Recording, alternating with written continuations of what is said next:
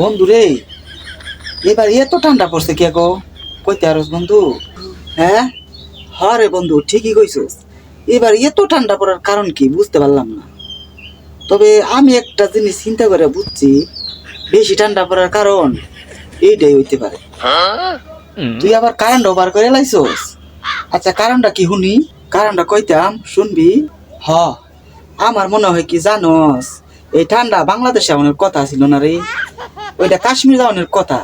রাস্তা বললে বাংলাদেশে আয়া পড়ছে, এলাইতে এত ঠান্ডা লাগতেছে, কাশ্মীরের মতন ঠান্ডা লাগে দেখস না? রাস্তা বললে যদি আয়া পড়ে বুঝলাম আয়া পড়ছে, হ্যাঁ তো আমরা অতিথি, যেহেতু রাস্তা বললে আইছে হ্যাঁ আমরা অতিথি না। অতিথি কি অতদিন তখন লাগে? ঠিক কইছস, অতিথি মানে তো মেহমান, তো মেহমান কি অতদিন তাহে? মেহমানের আদর থাকবো করে। আচ্ছা, হের কি এটা বুঝুনি রুচিত ছিল না? হের কারণে কত মাইয়ারা গোসল করতে পারতাছে না, মাইয়ারা যে আলসা আলসা। আচ্ছা, মাইয়াগর কথা বাদই দিলাম, আমি নিজেই তো 1 মাস ধরে গোসল করি না।